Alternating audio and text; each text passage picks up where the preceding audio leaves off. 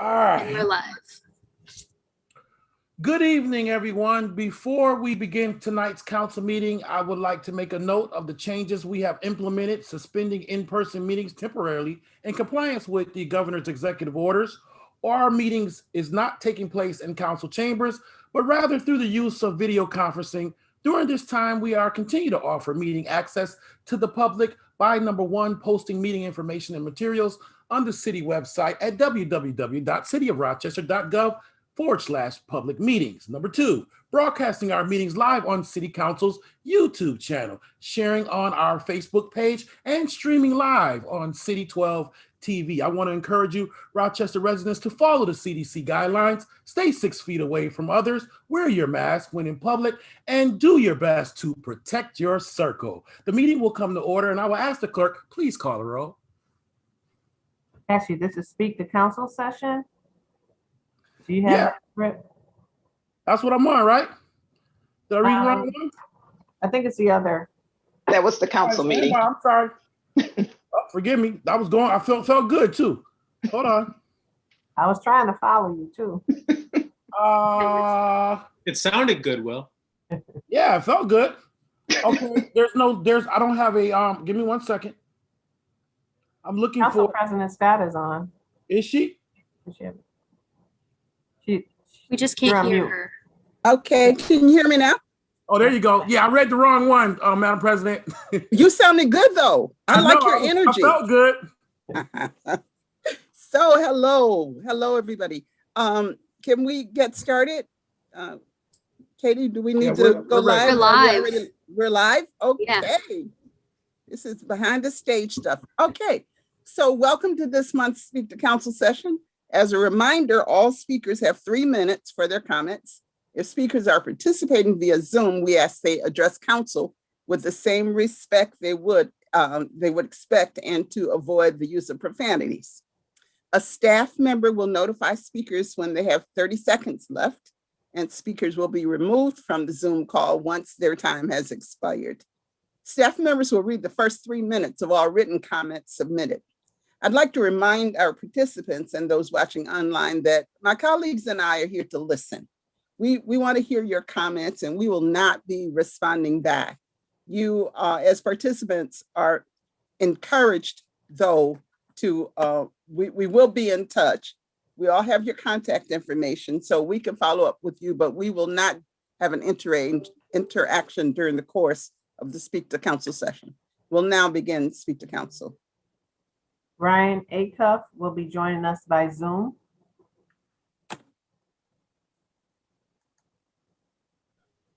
They're not in the waiting room. Okay. Edward Steinberg.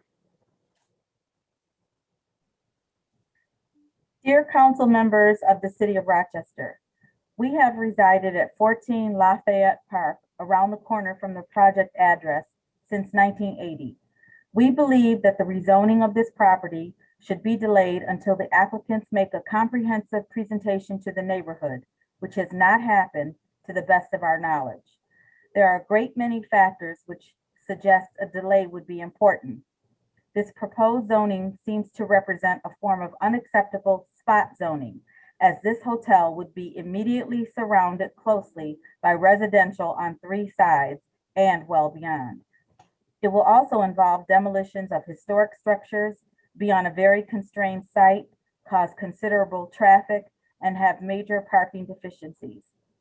As required for hotels and other zoning districts, on-site parking will be greatly deficient. By virtue of the new CCD zoning, neighbors will be subject to hotel activities 24/7, and in future will receive almost no public notifications for any new applications for this property. So for example, the property, once rezoned, could be succeeded by a nightclub and bar with no notifications to neighbors and no reviews. Clearly, there would be many impacts, and not many of us would like to wake up to find out that news. Let us all understand, once this property is rezoned, there is nothing to prevent its approvals by virtue of the CCD regs. Rezoning to CCD equals hotel approval. So all the issues must be considered before any CCD rezoning occurs. Investment into these city properties would be a good thing, but not failed investment. Our neighborhood and our city would then suddenly have a very serious problem. With 2 hotels proposed on the same block and a third just a few blocks away, all should be assured of its marketability, the operator's expertise, and real consideration of those of us who prize our neighborhood. We believe that such a presentation by the applicants would be very well attended and that it is essential.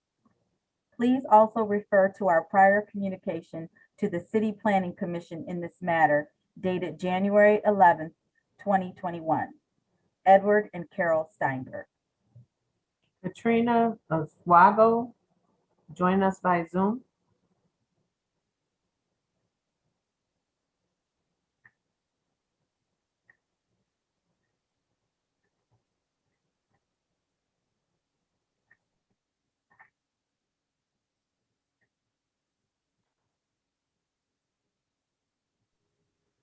Katrina, you can begin talking whenever you're ready and I'll start your time. Oh, I'm sorry, I wasn't aware. Good evening, officials and citizens of Rochester. Thank you so much for giving me the opportunity to speak on behalf of my organization in tonight's meeting. My name is Katrina Iwasco, and I'm a political affairs ambassador for the Borgen Project. The Borgen Project is an innovative nonprofit organization that fights global poverty. Its mission is to mobilize members of Congress to make the focus of U.S. foreign policy on global poverty. First founded in 2003 by Clint Borgen, he developed the organization from an idea and paychecks he earned working on a fishing vessel in Dutch Harbor, Alaska. Now headquartered in Seattle, Washington, is now a national campaign with volunteers operating in 1,952 cities across the U.S. and all 50 states. Some of the main focuses of advocacy for the Borgen Project include global food security, clean water and sanitation, mother and child survival, and food aid reform. How the organization operates is simple. The 4 modes of operation is as follows. 1, advocacy. Those involved with the organization meets with congressional leaders to gauge support for legislation dealing with foreign policy. 2, mobilization. People are mobilized nationally and internationally to make poverty a political focus. And 3, education. Basic advocacy skills are taught so the individuals know how to communicate with their government. And 4, issuing the message. We build awareness about pressing issues globally and inform individuals about innovations towards solving those issues online and in person. To learn more about this organization, please visit borgenproject.org. And today I highly encourage everyone that is listening and watching to call or email their congressional leaders. You can do so by going to the website under the Act Now tab. There's a section where you can find everything on how to do that. And when you do, please message me on my Facebook page, Katrina Iwasco, KatrinaIwasko. Or you can email me at katrinaiwasco@gmail.com. That's KatrinaIwasko@gmail.com. Thank you so much for having me speak this evening. I really appreciate it. And that is all. Matthias Elias by Zoom.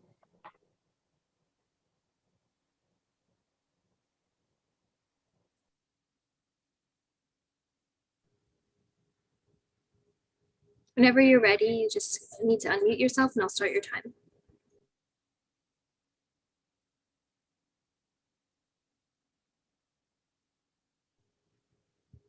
You're muted.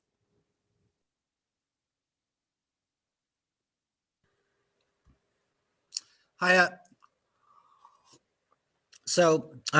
My name's Matthias Elise. I'm a TA and RA at Johns Hopkins University. Grew up in the Rochester area in Penfield. And I want to talk to you today about police accountability. This is important to talk about right now because the city has fulfilled its obligations to the governor and produced an important report that I think makes some important first steps towards achieving police accountability in Rochester. I just quickly wanted to start, I guess, with trying something new, a story.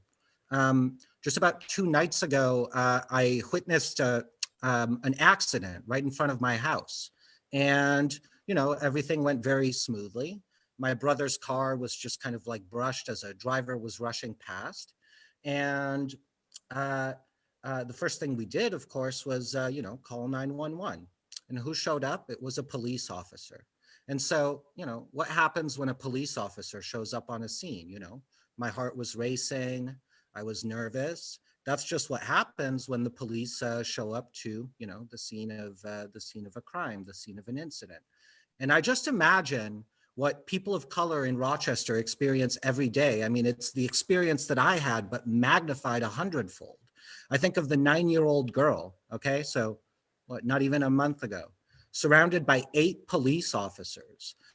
She was put into a patrol car, calling for her daddy. A 9-year-old girl surrounded by 8 police officers, and their response was to pepper spray her in the face. It's unacceptable. It can't happen again. And so I note that, you know, in fulfillment of the governor's executive order, the city produced a report, and I want to credit it with a couple of important steps. It calls for example, for the repeal of Taylor's Law, which would allow the city to finally negotiate a contract with the police union that could fully reinstate the disciplinary powers of the Police Accountability Board. I think that's a very important thing. It reports on the ongoing process of developing an intervention team, a team of social workers, whose job it will be 30 to seconds. you know, respond to cases like Daniel Prude's. If I could ask for like an additional 30 seconds, I can wrap up in 1 minute. Is that okay? No, you have 30 seconds. So one thing that we need to note in the report is that based on the data that are presented in the report has undertaken a close study of 911 intervention calls and found that more than 40%, okay, so 2 in 5 of those calls would be That's appropriately redirected to mental health responses. And so we need to Lisa Coleman, I'm sorry, Emily Good by Zoom.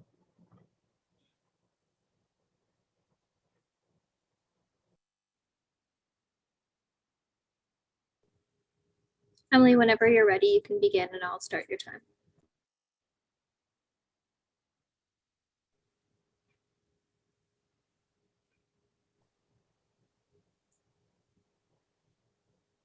You're on mute.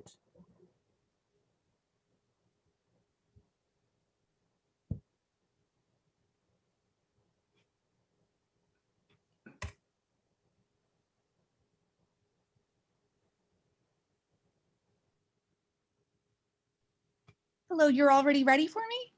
Yes. Oh, I'm sorry. This didn't go as I expected. I apologize. I would like to start by acknowledging the traditional territory of the Haudenosaunee and by honoring the sovereignty of the 6 nations and their land where we are situated and where we are having this conversation. The history of the land, its colonization, and the power structures limiting who could own it sets us up to question the ethics of landowners profiting from renting homes to people to live in, to say nothing of the question of whether land can or should be owned at all. But turning to the issue at hand, I believe that housing is a human right, it's a human need, and we all benefit when we have access to safe and stable housing. So my name is Emily Good. I apologize for the extended mute. I'm a therapist at a locally federally qualified health center called HealthReach. We provide primary care services to people who are homeless or have insecure housing. So I work with people who move a dozen times before they're a legal adult, you know, people who are moving every year of their childhood, people who lose all of their belongings multiple times per year in wasteful evictions and have to deal with the, you know, the needs that they have as they move to a new house. You know, people who live with roach and rat infestations because they fear retribution if they demand hygienic conditions from their landlord. And as a provider in a medical setting, medical research confirms that housing instability is associated with poor access to ambulatory care and high rates of emergency and urgent care. The average life expectancy in the homeless population is decades lower than the life expectancy for the general population. It's very hard to provide consistent care to people who are moving all the time. I lose contact with patients often, and these are people who need consistent care. So I'm speaking in support of protections for good cause evictions.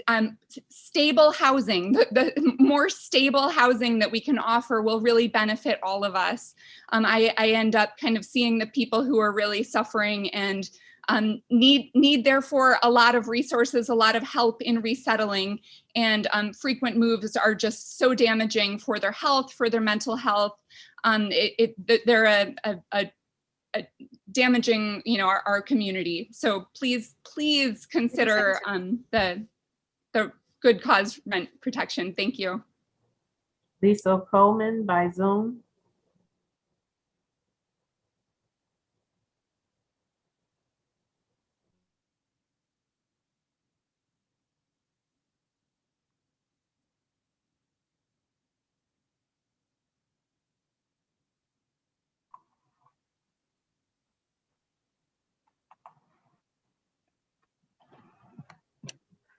Hi, y'all. I don't know if I can you hear me? Yes. Word. My name is Lisa Coleman. I have missed the last one because I called the wrong phone number. Sorry, everyone. But I've been here a couple of times about good cause eviction protections, and I'm here again to echo what the previous speaker was just saying about the potential for good cause eviction protections to stabilize Rochester. 20% of Rochester residents are already covered by good cause eviction protections, and we need to move that to 100%. And there's a couple of reasons why. We know that a wave of evictions is still coming. We have this eviction moratorium because of organizing and activism that happened in Rochester and across the state. But even with the rent relief that we have, even with all these programs, everyone knows that no matter what, people fall through the cracks. And the way that we can deal with that is by making it more difficult to evict people. And if landlords have a good reason to evict someone, then they'll be able to prove that in court. Putting the burden of proof on the landlord to put someone out of their home only feels appropriate when we're talking about the situation that could mean life or death. So COVID is not going away. The vaccine rollout is slow, even though people are working as hard as they can because the supply is low. We need to be thinking ahead about how we're going to deal with this proactively, and know that when the eviction moratorium was lifted, the majority of the evictions were holdover evictions. So it's not even the non-payment that is wreaking havoc on our communities. Right now, landlords are filing holdover evictions in order to circumvent the rent relief that there is for folks who have non-payment evictions. So just asking again to consider good cause eviction. I think the energy in this community is growing around needing these protections. Rent control will help protect from unreasonable rent hikes when we already know that rates are skyrocketing because of unavailability due to COVID, and that's not changing anytime soon. People are not moving. So I'm just 30 seconds. Really just calling out to you to think about, read the legislation, really consider how this could make an impact on people's lives, the people that the previous speaker was just talking about, the moms and families that are constantly being uprooted, their education, jobs, everything being disrupted, and think about the ways that if landlords had to prove specifically that they were there was a reason to evict them, how much less frequently that would happen. So anyways, have a great night, y'all, and please consider passing good cause eviction protections. Ally Dincinger. Good evening, Council. Thank you for taking the time to listen to us tonight. I want to hit you with even more data because I know that's going to be the highlight of your night. So today I ran some numbers on building blocks, which is a scary spiral for me, but I just want to read you some of that information. So there are 6,293 occupied properties in the city of Rochester that are rental properties that do not have C of Os. I didn't even include the ones that expired in 2021. I wanted to be flexible with things being updated. So that's through 12/31/20. Between these properties, the code enforcement has cited 28,776 violations. 1,430 of these properties are registered to owners who have addresses in the city of Rochester. I just want to point out, though, that many of these addresses are PO boxes in the city of Rochester, so we know the number is actually higher. These properties have a combined total of 10,248 violations. 4,448 of these properties are registered to owners who have addresses outside of the city of Rochester, but somewhere in New York State. In total, these properties have 16,443 violations.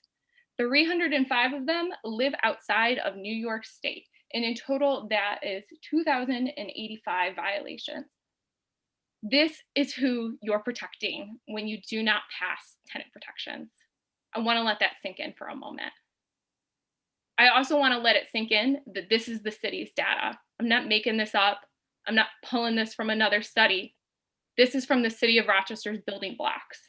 I would encourage you to spend some time on building blocks, playing around and running different data. You might find a better understanding of the inhabitable conditions that many of your constituents live in. I'm even going to drop the link to building blocks in the chat. Perhaps you've never been on it.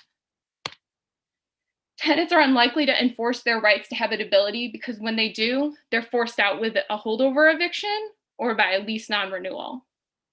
There's no way to truly track the countless number of tenants who just left because they didn't know what else to do. And in the middle of a pandemic, that is a death sentence. I firmly believe that if you are a good property owner and actually invested in our community, the regulation should not scare you. The tenant protections will not scare you because it is improving the quality of our community, and our community is demanding stability. Please take the time to introduce and pass good cause eviction protections while no one is evicted, so we are ready come May. I'd like to take the rest of my time to have a moment of silence in honor of the Rochester Homeless Union founder, Patrick Braswell, who passed away last week.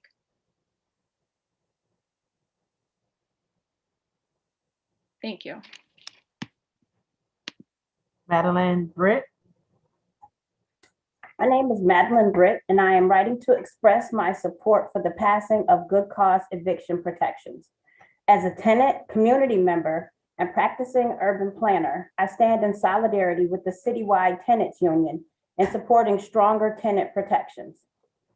Guaranteeing equitable access to healthy, affordable, and long-term housing is integral to ensuring the safety and well-being of Rochester residents now and after the pandemic. Good cause eviction protections effectively protect tenants against rising rent costs and speculative practices in the city of Rochester.